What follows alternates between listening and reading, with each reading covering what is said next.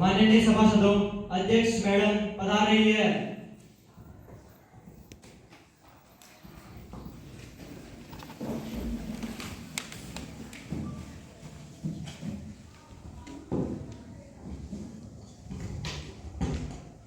Sit down, please. माननीय सांसदों, मैं युवा संसद के इस मानसून सत्र में आप सभी का हार्दिक स्वागत एवं अभिनंदन करती हूँ और आशा करती हूँ कि इस नए सत्र में संसद के अति महत्वपूर्ण मुद्दों पर चर्चा रहेगी और यह भी आशा करती हूँ कि आप सदन में लोकतंत्र की गरिमा बनाए रखेंगे। नए सदस्य शपथ ग्रहण अथवा प्रतिज्ञान करेंगे।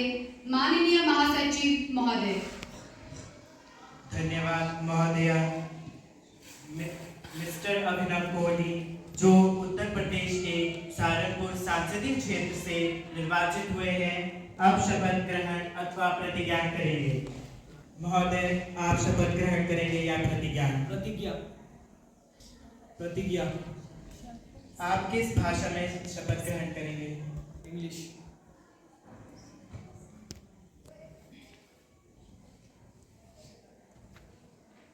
I, Abhinav, having been elected a member of the lower house of the Youth Parliament, do swear in the name of God that I will bear truth, faith, and allegiance to the Constitution of India as by law established, that I will uphold the sovereignty and integrity of India, and that I will faithfully discharge the duty upon which I am about to enter.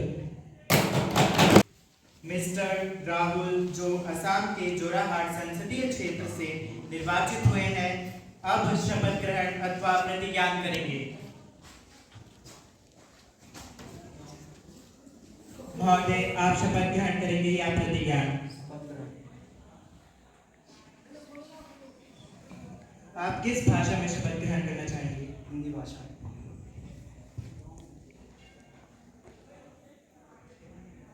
मैं राहुल जो युवा सांसद की लोकसभा का सदस्य निर्वाचित हुआ हूँ, ईश्वर की शपथ लेता हूँ कि मैं विधि द्वारा स्थापित भारत के संविधान के प्रति श्रद्धा और निष्ठा रखूंगा, देश की प्रभुसत्ता और एकता बनाए रखूंगा तथा जिस पद को मैं ग्रहण करने वाला हूँ उसके कर्तव्यों का श्रद्धापूर्वक निर्वहन करूंगा।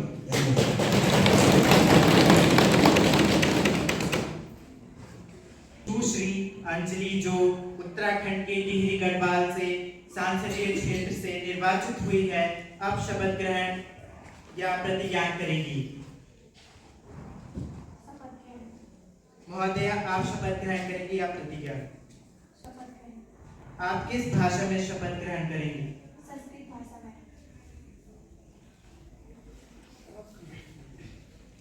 अहम अंजलि लोकसभाया सदस्यत्वे निर्वाचितः निश्चयेन परमेश्वरस्य नाम्नास्ते यदहं विधिना स्थापितं भारतस्य संविधानं प्रति सत्यां श्रद्धां निष्ठां च धारयसि यदहं भारतस्य सम्पूर्ण प्रभुत्व सम्पन्नां अखण्डता च अक्षुणां रक्षामि तथा पदं ग्रहीतुम् अहम् उद्यतः अस्मि तस्य कर्तव्यानि श्रद्धापूर्वक निर्वक्ष्यामि।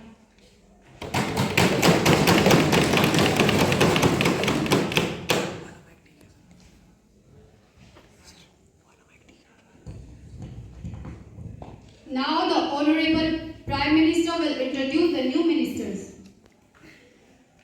धन्यवाद महोदया। अध्यक्ष महोदया, मैं आपके माध्यम से मंत्रिमंडल के नए सदस्यों का सदन से परिचय कराना चाहती हूँ। श्रीमती काजल केंतुरा, विदेश मंत्री।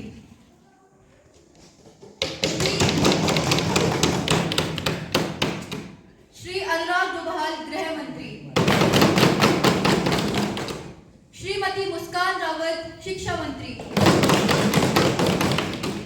श्री अभिनव कोहली, परिवहन मंत्री। धन्यवाद। प्रश्नकाल शुरू किया जाता है। प्रश्न संख्या 1, माननीय सांसद श्री दिव्या राणा। धन्यवाद महोदय। माननीय अध्यक्ष महोदय, मैं आपके माध्यम से माननीय सड़क एवं परिवहन मंत्री जी से यह प्रश्न पूछना चाहती हूँ। भारत में प्रत्येक सड़क हादसाओं में 1.5 लाख 1.5 लाख लोगों की मौत हो जाती है और 7.5 लाख लोग विकलांग हो जाते हैं। आखिर इस दुर्घटना के पीछे क्या कारण है? यह क्यों नहीं रुक रहा है? मैं आपके माध्यम से माननीय मंत्री जी से यह भी प्रश्न पूछना चाहती हूँ कि इसके पीछे क्या राज है? हमारा भारत देश की सड़कें कब तक गड्ढा मुक्त होंगी? आपने क्या प्लान किया है? परिवहन एवं सड़क मंत्री। धन्यवाद अध्यक्ष महोदया। सड़क सुरक्षा पर माननीय सदस्य द्वारा पूछे गए प्रश्न के क्रम में मैं आपके माध्यम से सदन को यह अवगत करा देना चाहता हूं कि सरकार इस विषय में बहुत गंभीर है तथा निरंतर प्रयासरत भी है और सरकार द्वारा समय समय पर कठोर कानून भी बनाए गए हैं जिनका विवरण निम्नवत है। नंबर 1, मोटर वाहन संशोधन अधिनियम 2019 में शराब पीकर गाड़ी चलाना, तेज गति से गाड़ी चलाना और गाड़ी चलाते वक्त मोबाइल फोन का इस्तेमाल करना तथा बिना वैध लाइसेंस के गाड़ी चलाने जैसे नियमों का उल्लंघन करने पर सख्त से सख्त दंड और कार्रवाई की व्यवस्था भी की गई है। लापरवाही ड्राइविंग को रोकने के लिए जुर्माने में भी काफी वृद्धि की गई है। नंबर 2, अनिवार्य हेलमेट और सीट बेल्ट कानून। इस कानून में सरकार द्वारा सभी 2 पहिए वाहन चालकों और पीछे बैठने वाले लोगों के लिए हेलमेट पहनना अनिवार्य है तथा 4 पहिए वालों वाहन चालकों के लिए सीट बेल्ट पहनना अनिवार्य है। जो इन नियमों का उल्लंघन करेगा उसमें सरकार कड़ी से कड़ी कार्रवाई करेगी और कठोर कानून की व्यवस्था भी की गई है। सरकार द्वारा समय समय पर पूरे देश में सुरक्षा अभियान चलाकर लोगों को जागरूक किया जा रहा है ताकि सड़क में दुर्घटनाएं कम हो और सब लोग सुरक्षित रहे। धन्यवाद। संख्या 102 माननीय सांसद मिस तनिष्का। धन्यवाद महोदय। मैं आपके माध्यम से माननीय स्वास्थ्य मंत्री से यह प्रश्न पूछना चाहती हूँ कि वर्तमान समय में हमारे देश में आर्थिक रूप से कमजोर वर्ग के लोगों को बेहतर स्वास्थ्य सुविधाओं का लाभ क्यों नहीं मिल पा रहा है और यह सरकारी अस्पतालों में भी बेहतर स्वास्थ्य सुविधाओं का अभाव बना हुआ है। धन्यवाद माननीय अध्यक्ष महोदय। मैं आपके माध्यम से सदन को अवगत करा दूं कि सरकार द्वारा आयुष्मान भारत योजना को 23 सितंबर 2018 को लागू किया गया है, जिसके द्वारा देश के आर्थिक रूप से कमजोर नागरिकों को 5 लाख रुपए तक फ्री में इलाज कराने की सुविधा प्रदान की जा रही है। इस संबंध में यह भी अवगत कराना है कि के अंतर्गत जून 2024 तक देश के 34.7 करोड़ लोगों के आयुष्मान कार्ड बन चुके हैं। यह योजना देश के 12.34 करोड़ परिवारों के 55 करोड़ लोगों को कवर करती है। इस योजना की खास बात यह है कि पात्र परिवारों के सभी सदस्यों को इसमें शामिल किया गया है। अध्यक्ष महोदय, मैं आपके माध्यम से सदन को अवगत कराना चाहता हूं कि इस योजना में 49% महिला लाभार्थियों सहित 7.5 करोड़ लोगों ने अब तक अस्पतालों में भर्ती होकर अपना उपचार करवाया है। संख्या 103 माननीय सांसद मिस हिमानी। धन्यवाद महोदया। माननीय महोदया, मैं आपके माध्यम से माननीय जल संसाधन मंत्री से यह प्रश्न पूछना चाहती हूँ कि हमारे देश वर्तमान समय में हमारे देश में पेयजल की समस्या बनी हुई है। गर्मियों का मौसम आते ही सारे घरों के नल सूख जाते हैं। देश की आबादी में एक बहुत बड़े भाग को शुद्ध जल नहीं मिल पाता है, जिससे वे अनेकों प्रकार की बीमारियों से ग्रसित हो जाते हैं, जो कि आने वाले समय में खतरे की घंटी साबित होगी। आखिर सरकार इस समस्या से निपटने के लिए क्या कदम उठा रही है? धन्यवाद महोदय। माननीय जल संसाधन मंत्री जी। धन्यवाद महोदय। माननीय सदस्य द्वारा पूछे गए इस प्रश्न के क्रम में मैं आपके माध्यम से सदन को यह अवगत करा देना चाहती हूँ कि पेयजल जैसी गंभीर समस्या पर हमारी सरकार संवेदनशील है, जिससे निपटने के लिए हमारी सरकार द्वारा वर्ष 2019 में जल जीवन मिशन नामक योजना प्रारंभ कर चुकी है, जिसका उद्देश्य है हर घर जल और हर घर नल है। महोदय, मैं सदन को यह भी अवगत करा दूं कि इस योजना का प्रथम चरण का कार्य लगभग पूरा हो चुका है, जिसका उद्देश्य है हर घर में पानी पहुंचाना होगा। धन्यवाद महोदय।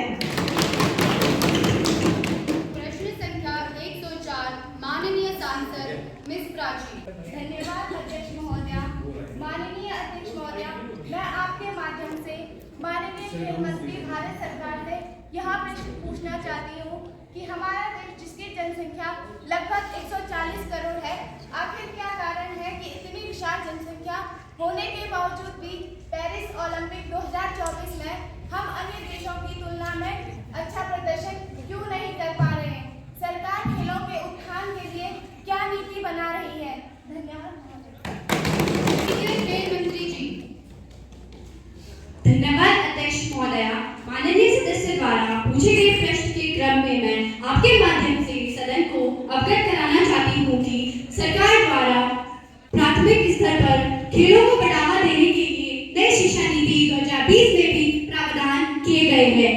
सरकार द्वारा खेलों को बढ़ावा देने के लिए कई तरह की योजनाएं संचालित की जा रही है, जैसे फिट इंडिया मूवमेंट, खेलो इंडिया, राष्ट्रीय खेल योजनाएं, खेल प्रतिभा खोज के लिए पोर्टल इत्यादि योजनाएं संचालित की जा रही हैं। सरकार द्वारा ओलंपिक खेलों में बेहतर प्रदर्शन के लिए लक्ष्य ओलंपिक पोडियम योजनाएं की जा रही है, जिसका लक्ष्य ओलंपिक और पैरा ओलंपिक में भविष्य के दावेदारों का खोजना, विकसित करना और तैयार करना है।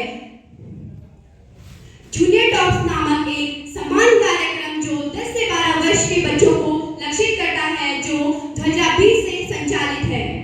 पैरा ओलंपिक 2024 में भारत ने इतिहास में अपना सफल प्रदर्शन करते हुए 7 गोल्ड, 9 सिल्वर तथा 13 ब्रॉन्ज कुल सहित 29 पदक जीते हैं। धन्यवाद महोदया।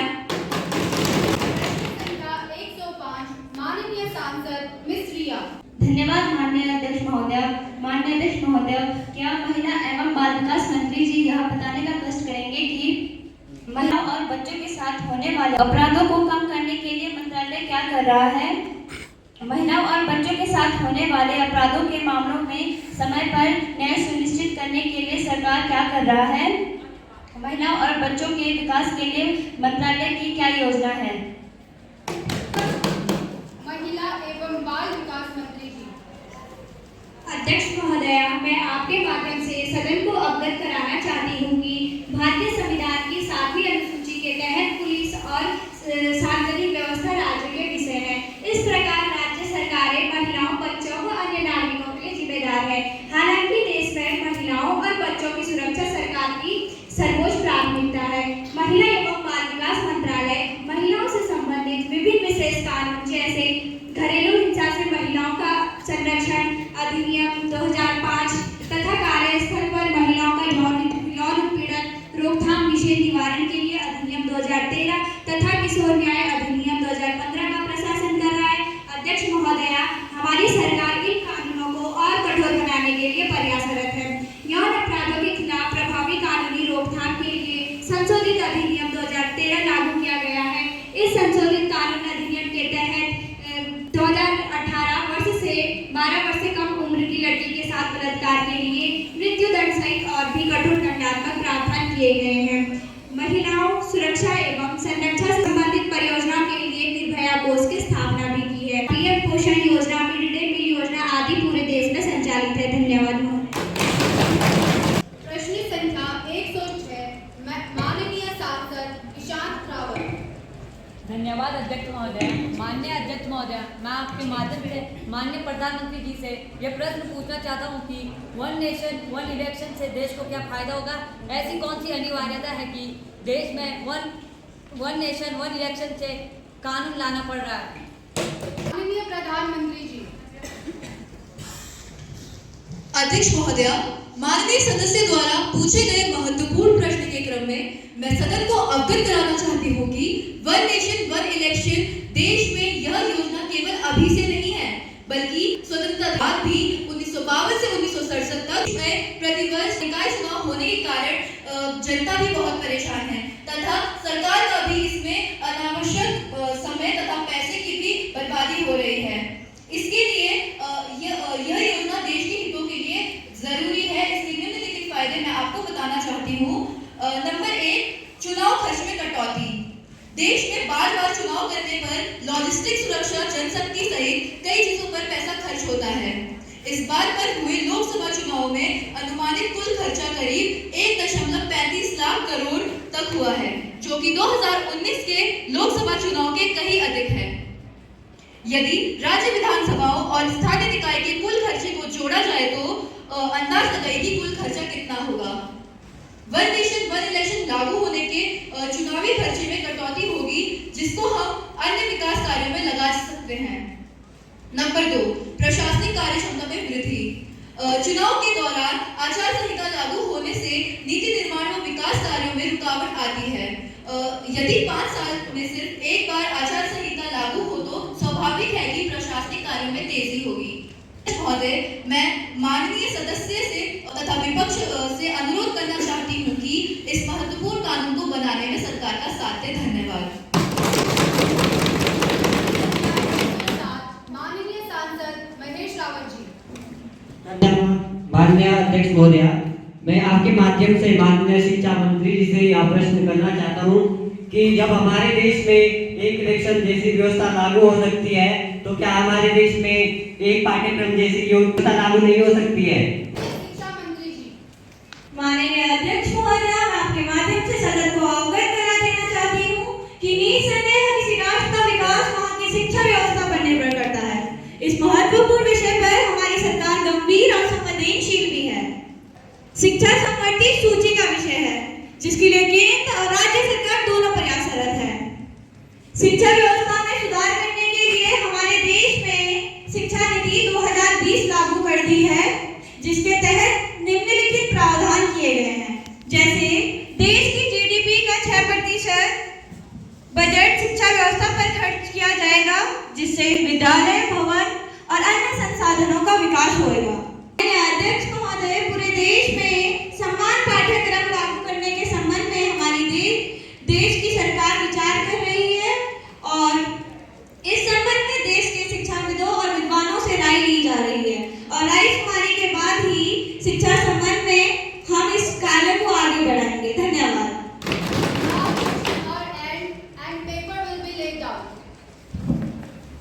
राज्यसभा से संदेश।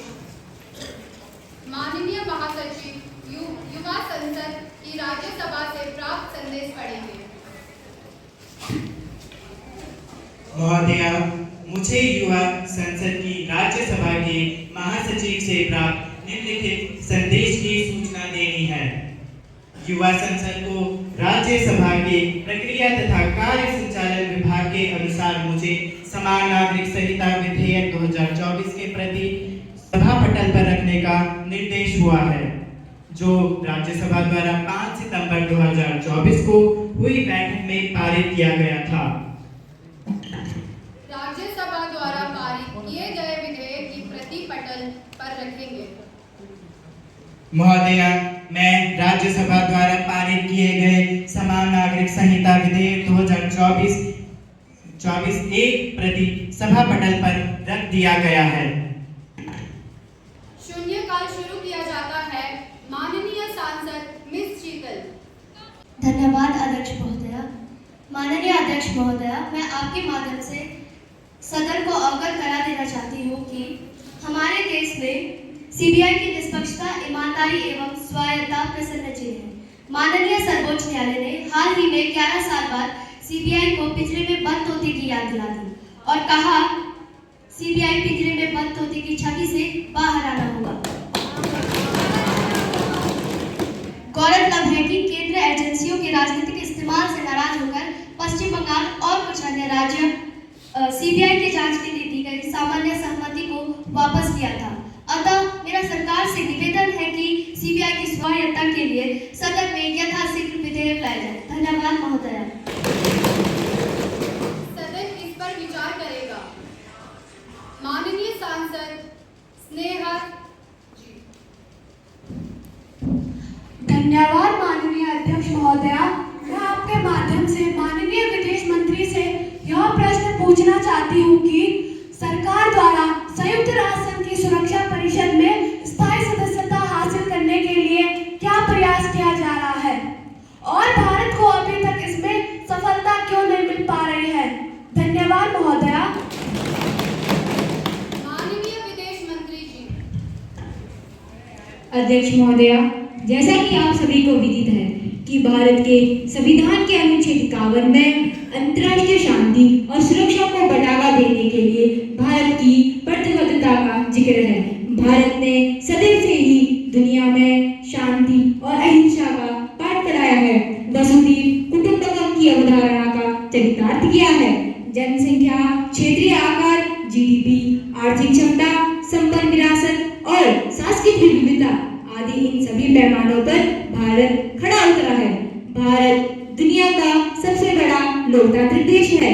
वर्तमान परिदृश्य में समकालीन वास्तविकताओं को बेहतर तरीके से प्रतिबिंबित करने हेतु यह आवश्यक है कि भारत को संयुक्त राष्ट्र की सुरक्षा परिषद में स्थायी सदस्यता प्रदान की जाए।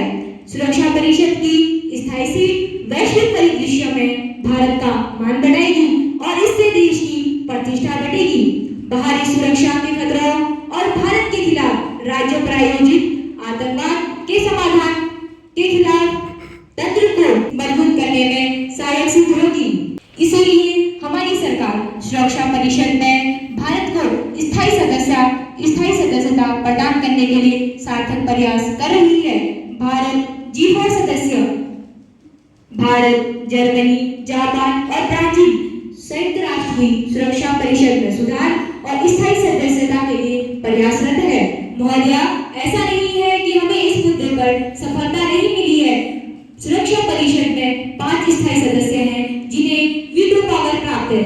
उनमें से 4 स्थायी सदस्य अमेरिका, रूस, ब्रिटेन, फ्रांस भारत के साथ समर्थक हैं।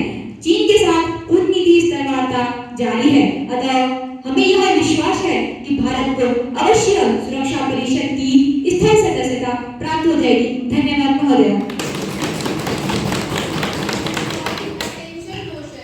Now let us take up the calling attention. Mr. Rahul and Ms. Neha will call the attention of Prime Minister and Home Minister. माननीय नेता, प्रतिपक्षी नेता राहुल। धन्यवाद अध्यक्ष महोदय। माननीय अध्यक्ष महोदय, मैं आपके माध्यम से सदन का ध्यान देश की कुछ महत्वपूर्ण समस्याओं की ओर आकर्षित करना चाहता हूं, जिनका विवरण निम्न प्रकार से। पुरानी पेंशन बहाली के लिए कर्मचारियों द्वारा निरंतर मांगे की जा रही है। मांगे ही नहीं बल्कि कई राज्यों में आंदोलन भी किए जा रहे हैं। कर्मचारी सरकार की रीढ़ होती है। 30-35 वर्ष सेवा देने के पश्चात सरकार को कर्मचारियों के लिए उनको सामाजिक सुरक्षा देना सरकार का दायित्व है। मगर यह सरकार पुरानी पेंशन योजना के स्थान पर एनपीएस नामक छलावा कर रही है। और मैं सदन को यह भी अवगत करा देना चाहता हूं कि बेरोजगारी और महंगाई देश के चरम सीमा पर है।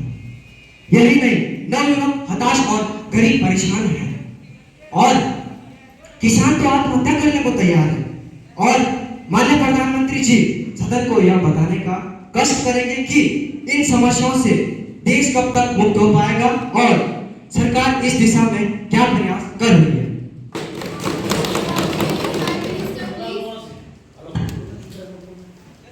हमारी सरकार कर्मचारियों के लिए प्रतिबद्ध है, जिसके लिए हमारी सरकार द्वारा न्यू पेंशन स्कीम और अधिक आकर्षित बनाने एवं कर्मचारियों को सामाजिक सुरक्षा एवं पारिवारिक वेतन पेंशन प्रदान के लिए unified pension scheme UPS launch की है, जिसमें कर्मचारियों को रिटायरमेंट पर अंतिम वेतन का 50% पेंशन महंगाई भत्ता सहित दिए जाने का प्राविधान रखा गया है, जो हूबहू पुरानी पेंशन स्कीम की ही तरह है।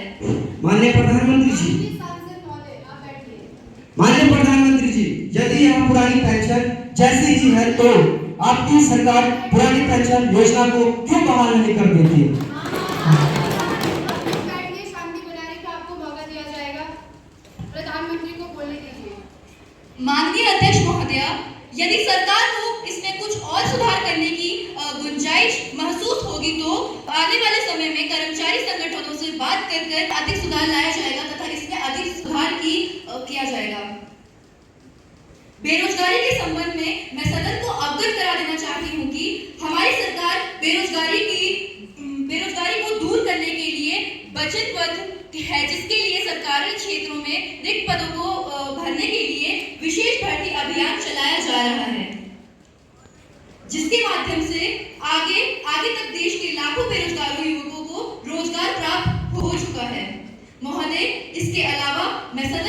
यह भी अवगत करा देना चाहूंगी कि सभी लोगों को सरकारी सेवा में रोजगार प्रदान करना संभव प्रतीत नहीं है।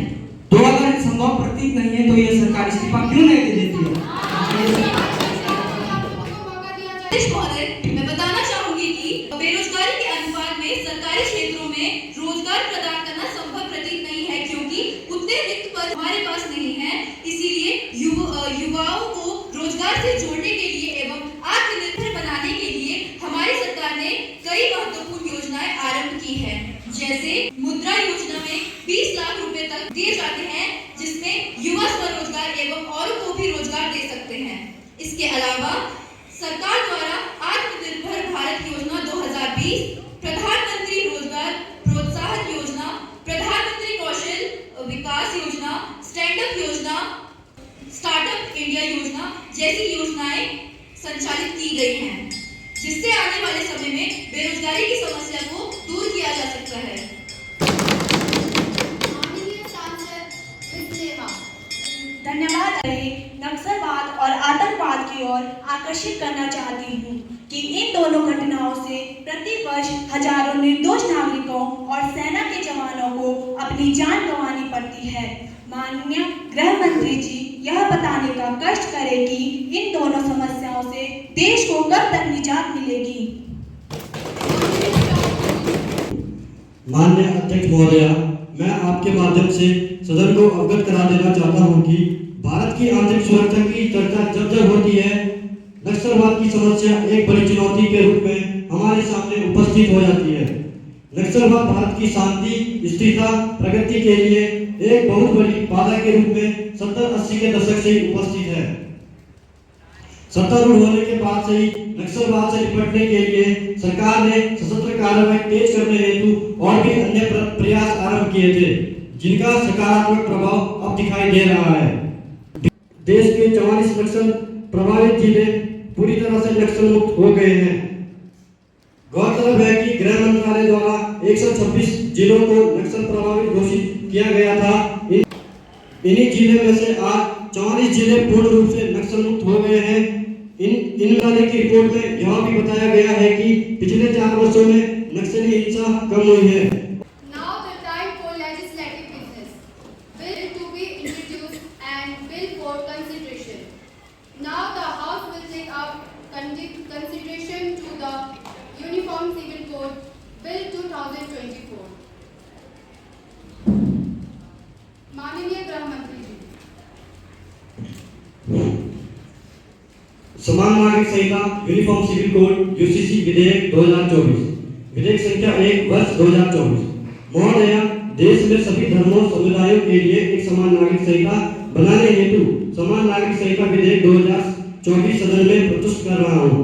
विवाह और विवाह विच्छेद, उत्तराधिकारी, सहवासी संबंध विषय विधि एवं तत्संबंधी मामलों को नियंत्रित और विनियमित करने के लिए संक्षिप्त नाम और प्रारंभ और विस्तार। इस संहिता का संक्षिप्त नाम समान नागरिक संहिता 2024 है। यह उस तिथि को प्रवृत्त होगा जिस सरकार राजपत्र में अधिसूचना द्वारा नियत करे। इसका विस्तार संपूर्ण देश पर है और निवासियों पर भी लागू होगा जो उस क्षेत्र के बाहर अधिवासित हैं, जिस पर इस संहिता का विस्तार है। अनुसूचित जनजातियों पर संहिता की प्रयोज्यता। संविधान के अनुच्छेद 368 के खंड 25 सहपठित अनुच्छेद 342 के अंतर्गत निर्धारित किसी भी अनुसूचित जनजाति के सदस्यों एवं ऐसे व्यक्तियों व व्यक्तियों के समूह जिनके परंपरागत अधिकार भारत के संविधान के भाग 21 के अंतर्गत सुरक्षित हैं, पर संहिता में अंतर्विष्ट कोई प्रावधान लागू नहीं होगा। समान नागरिक संहिता क्या है? संविधान में समान नागरिक संहिता को लागू करना राज्य की जिम्मेदारी बताया गया है, किंतु ये आज तक देश में लागू नहीं हुआ। एक समान नागरिक संहिता होने का आशय है कि व्यक्तिगत कानून एक समान सभी धर्मों के लिए सभी नागरिकों पर लागू होगा, किंतु भिन्नता है। व्यक्तिगत कानून संपत्ति, उत्तराधिकार और विरासत जैसे क्षेत्रों और विवाह एवं तलाक आदि पर लागू होता है। संविधान समान नागरिक संहिता यानी यूनिफॉर्म सिविल कोड का आशय है कि भारत में निवास करने वाले प्रत्येक नागरिक के लिए एक समान कानून होना चाहिए, चाहे वह किसी धर्म या जाति क्यों न हो।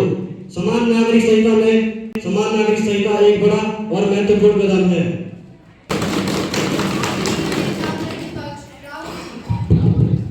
अध्यक्ष महोदय, ये सरकार सबका साथ, सबका विकास और सबका विश्वास जैसे जुमलों की सरकार है। कहाँ है सबका विश्वास? विपक्ष को विश्वास में लिए बिना, एक वर्ग को विश्वास में लिए बिना ये यूनिफॉर्म सिविल कोड जैसा विवादास्पद बिल ले आए हैं। मैं इस बिल का पुरजोर तरीके से विरोध करता हूँ।